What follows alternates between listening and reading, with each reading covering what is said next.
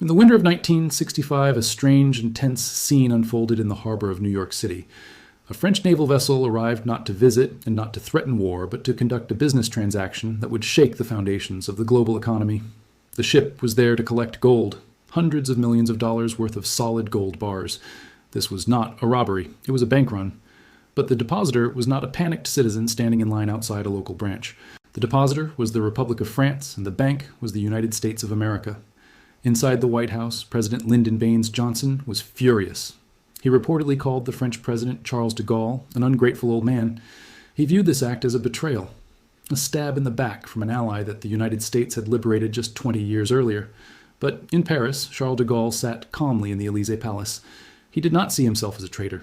He saw himself as a whistleblower. He believed he was the only world leader brave enough to point out the naked truth that the emperor had no clothes, or rather that the United States had no gold. This event, known as the Gold War, was the moment the post-World War II economic order began to crumble. It was the moment when the promise that the US dollar was as good as gold was tested and found wanting. To understand why France sent warships to attack the US dollar, we have to go back to the beginning. We have to go back to a hotel in New Hampshire in 1944. The story begins at Bretton Woods. As the Second World War was drawing to a close, the Allied nations gathered to decide how the world economy would work when the fighting stopped. They wanted to prevent another Great Depression. They wanted stability. The United States held all the cards. At that moment, America had the only functioning industry left on Earth. It had the strongest military, and crucially, it held 2/3 of all the gold in the world. The American delegates proposed a system that seemed logical at the time. They said, let us make the US dollar the center of the universe. Every other currency, the French franc, the British pound, the German mark, would be pegged to the dollar, and the dollar would be pegged to gold at a fixed rate of $35 an ounce. It was a brilliant system. It gave the world confidence. If you held a US dollar anywhere in the world, from Tokyo to Rio, you knew it was not just a piece of paper, it was a claim check. You could in theory walk into the US Treasury and trade that paper for shiny yellow metal. The United States promised to exchange dollars for gold on demand for any central bank. It was the gold standard, but with an American middleman.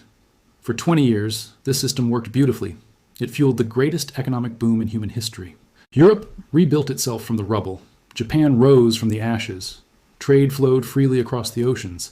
The dollar was king and everyone wanted it. But there was a flaw in the system, a fatal flaw that only a few economists and one stubborn French general saw coming. The flaw was simple math.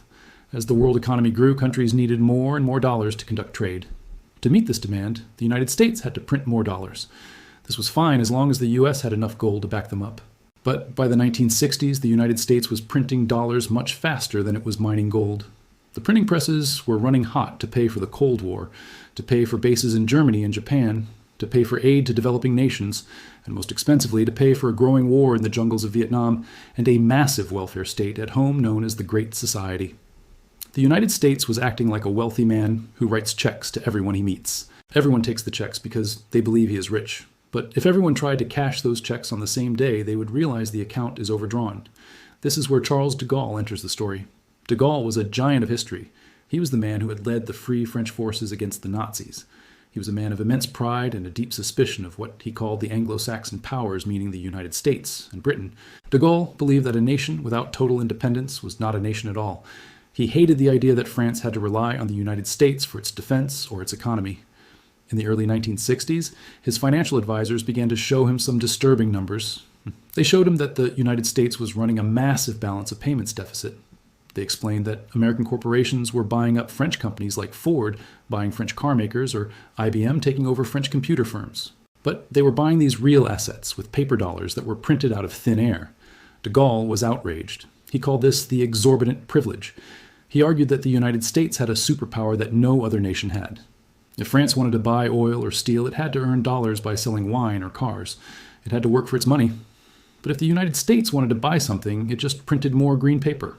It was a free lunch on a global scale. De Gaulle saw this not just as unfair economic competition, but as a form of imperialism. He believed the US was conquering the world not with soldiers, but with inflation. The tipping point came in 1965. The United States was escalating the war in Vietnam. The cost was astronomical. The US Federal Reserve was pumping money into the system to keep interest rates low and the economy booming. Inflation was starting to tick up. De Gaulle realized that the US dollar was effectively overvalued. It was trading at $35 an ounce of gold, but there were so many dollars in circulation that the real value was much lower. He realized that the United States was essentially bankrupt in terms of gold. It had promised to pay gold for every dollar, but it had issued far more claims than it had assets. It was the world's biggest Ponzi scheme, and de Gaulle decided it was time to cash out. He did not do this quietly. De Gaulle was a master of political theater. On February 4th, 1965, he called a press conference at the Élysée Palace. The room was packed with journalists from around the world. De Gaulle sat under the crystal chandeliers wearing his military uniform. He spoke in his slow, deep voice. He delivered a lecture on the history of money. He told the world that gold was the only true money. He said, "Gold has no nationality. It is eternally and universally accepted. It is unalterable fiducially." He declared that the time of the dollar's dominance was over. He announced that from this day forward, France would no longer accept vague promises from the United States. France would exercise its right under the Bretton Woods Agreement. It would take its reserves of US dollars, hundreds of millions of them, and it would send them back to the US Treasury. And in exchange, it demanded the gold. This announcement sent shockwaves through the financial world. It was a declaration of financial war. De Gaulle was effectively calling America's bluff. He was shouting fire in a crowded theater. He knew that if other countries followed France's lead, the US gold supply would vanish in days. The reaction in Washington was a mixture of disbelief and panic. President Johnson tried to downplay the threat. He sent diplomats to Paris to talk de Gaulle out of it. They argued that this would destabilize the West. They argued that it would help the Soviet Union. They appealed to the friendship between the two nations. But de Gaulle was unmoved. He famously said that treaties are like young girls, and roses, they last while they last. The time of the dollar standard had passed. The French government began the logistics of the transfer. This was not a digital transaction where numbers move on a screen. This was 1965. It was a physical operation. The Banque de France gathered pallets of US dollar bills. They notified the US Federal Reserve of their intention to redeem. The United States had no legal choice but to comply. If they refused, they would be admitting that the dollar was worthless, and the entire global financial system would collapse instantly. So the US Treasury opened the vaults at Fort Knox and the New York Federal Reserve. They began to load heavy bars of gold onto trucks. These bars were standard delivery bars, 400 ounces of pure 24-karat gold. They were driven to the docks and loaded onto ships. It is a striking image to imagine.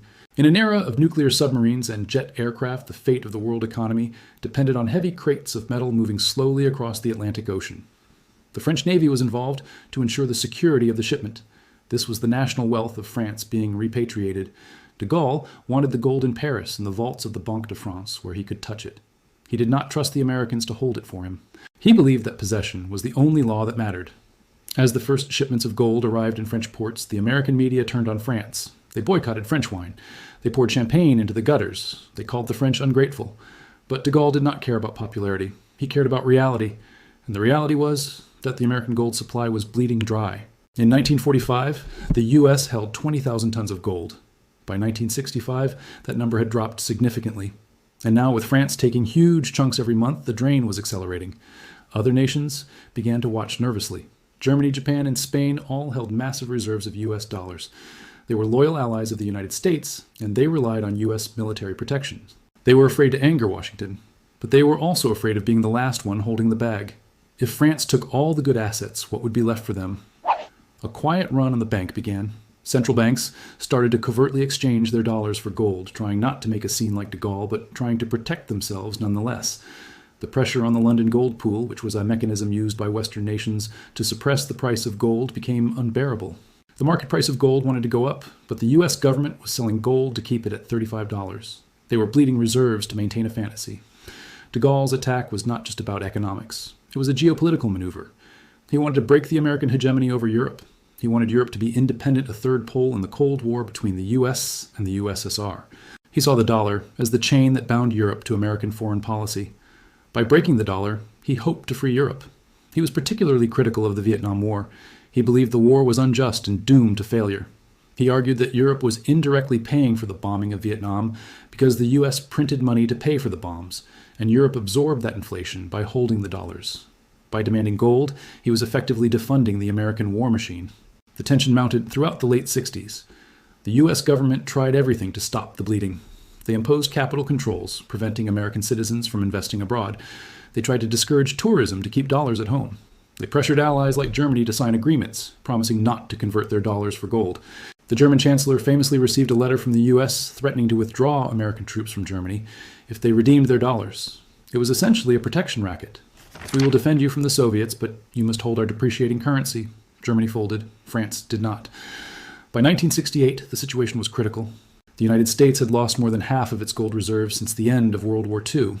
The vaults were emptying at an alarming rate. The French had successfully repatriated tons of gold. The American public was starting to get nervous. There was talk of a dollar crisis. The price of imports was rising. The inflation that de Gaulle had warned about was arriving in American cities. The first part of de Gaulle's plan had worked perfectly. He had exposed the weakness of the dollar. He had proven that the emperor had no clothes. He had moved the physical wealth of the West from New York to Paris, but he had also unleashed forces that he could not control. He had started a fire that would eventually burn down the entire house of Bretton Woods. The system was cracking. The markets were smelling blood. The speculators were gathering. And in the White House, a new president was about to take office. Richard Nixon was watching the gold drain with a cold, calculating eye. He knew the game was up. He knew the United States could not keep paying gold forever. He realized he would have to make a choice between saving the dollar's reputation or saving the American economy. And, unlike the diplomats of the past, Nixon was not afraid to flip the table over. The stage was set for the final collapse. The ships had sailed. The gold was in Paris. The dollars were flooding back to America, causing inflation. The trap that de Gaulle had sprung was closing tight around the U.S. economy. But the Americans had one final card to play, a card that would change the nature of money itself forever. De Gaulle wanted a return to the gold standard. He wanted honest money. But the United States was about to give the world something very different. They were about to sever the link between money and reality entirely. The Gold War was about to turn into a fiat revolution. By the summer of 1971, the financial war that Charles de Gaulle had launched with his press conference 6 years earlier had reached a boiling point. The physical transfer of gold from the United States to France had bled the American treasury dry. The visuals of French ships loaded with bullion sailing away from New York were a humiliation that the American superpower could no longer tolerate. But de Gaulle's bold gamble had done more than just embarrass the Americans. It had triggered a global loss of confidence. The secret was out. The United States did not have enough gold to cover its debts. The run on the bank was no longer just a French operation. It had gone global. In London, the British government was quietly panicking. They saw the same numbers the French saw. The British ambassador approached the U.S. Treasury with a polite but devastating request. They wanted to convert $3 billion of their reserves into gold. They wanted to do it quietly to avoid a panic, but the sheer size of the request was the final straw. It was the equivalent of a third of the remaining U.S. gold stock. If the United States paid the British, there would be almost nothing left. The vault at Fort Knox would be essentially empty. The American dollar, which was the foundation of global commerce, would be revealed as worthless paper. Richard Nixon was now the President of the United States. Nixon was not a man who cared deeply about economic theory. He cared about power, and he cared about winning the next election. He looked at the situation and saw a trap. If he kept playing by the rules of Bretton Woods, the United States would go bankrupt. He would have to induce a massive recession at home to stop the inflation. He would have to cut spending on the Vietnam War. He would have to cut social programs. It would be political suicide. Nixon realized that the United States was being constrained by the very system it had created. The promise to pay gold was a chain around the neck of the American economy. So Nixon decided to break the chain. He decided to do something that no major power had ever done in peacetime. He decided to default on the most important financial promise in the world. He gathered his top advisors at Camp David, a secluded presidential retreat in the Maryland mountains. It was a secret meeting. The world press did not know it was happening. Nixon's team, including his Treasury Secretary John Connally, debated the options. The traditional economists argued that they must save the gold standard. They argued that cutting the link to gold would destroy the dollar's credibility. They warned of chaos. But Connally, a tough-talking Texan, famously told the Europeans effectively that the dollar is our currency, but it is your problem. He argued for the nuclear option. Close the gold window, stop the shipments, tell France and Britain and the world to get lost. On the evening of Sunday, August 15, 1971, Richard Nixon interrupted the wildly popular television show Bonanza to address the nation. He looked into the camera and delivered one of the most consequential speeches in economic history. He spoke about defending the dollar against international speculators. He blamed faceless financial forces for the crisis. And then, buried in the middle of the speech, he dropped the bombshell. He announced that he had directed the Secretary of the Treasury to suspend temporarily the convertibility of the dollar into gold or other reserve assets. He used the word temporarily. It was a lie. The gold window would never open again. The Nixon shock, as it came to be known, was an earthquake. In Paris, the French government was stunned. They had won the argument, but they had lost the war. De Gaulle had died the previous year, but his successors watched in horror as the United States simply changed the rules of the game. France had bet that gold was the ultimate money, and that the U.S. would be forced to discipline itself to protect its gold reserves. Instead, the U.S. simply declared that gold no longer mattered. They declared that the dollar was money simply because the United States said it was. The immediate aftermath was chaos. The currency markets shut down. Traders didn't know how to price anything. When they reopened, the value of the dollar plummeted against the French franc, the German mark, and the Japanese yen. This meant that American goods became cheaper and foreign goods became more expensive. It was a massive devaluation that hurt Europe and helped American manufacturers. It was exactly what Nixon wanted. But for the French, who were sitting on piles of gold bars in Paris, it was a bitter-sweet victory. Yes, they had their gold. And yes, the price of gold skyrocketed. In the years following, the Nixon shock gold went from $35 an ounce to over $800 an ounce. The French treasury made a fortune on paper. De Gaulle's decision to buy gold looked like a stroke of genius. He had traded depreciating paper for an asset that exploded in value. However, the deeper goal of de Gaulle had failed. He had wanted to force the United States to be responsible. He had wanted to return the world to a system of honest money where nations could not print their way out of debt. Instead, his attack had forced the U.S. to sever the last link to reality. The world moved from a gold standard to a fiat standard. In this new world, the United States did not need gold at all. It could print as many dollars as it wanted, and the world had no choice but to accept them because there was no alternative. The dollar remained the world reserve currency not because it was backed by gold, but because it was backed by the U.S. military and the U.S. economy. The consequences of this shift are still with us today. The inflation of the 1970s was a direct result of this decoupling. Without the discipline of gold governments around the world began to print money to solve every political problem. The era of stable prices was over. The era of constant inflation had begun. For France, the Gold War was the last great act of defiance by a European power against American hegemony. It was the last time a Western ally dared to look Washington in the eye and say no. The ships that carried the gold across the Atlantic were the final convoy of an older world. A world where money was physical, where debts had to be paid, and where a promise written on paper was expected to be honored. The legacy of this event is profound. It taught the world that the United States would always act in its own self-interest, even if it meant breaking its own treaties. It taught developing nations that holding dollar reserves was a risk because the rules could change overnight. And it validated the cynicism of Charles de Gaulle, who always believed that nations have no friends, only interests. In the end, the Gold War was a battle between two philosophies. The philosophy of gold, represented by France, which valued stability, history, and tangible assets. And the philosophy of the dollar, represented by the United States, which valued flexibility, growth, and the power of the state to manage the economy. The United States won the geopolitical battle. The dollar remained king, but France won the moral argument.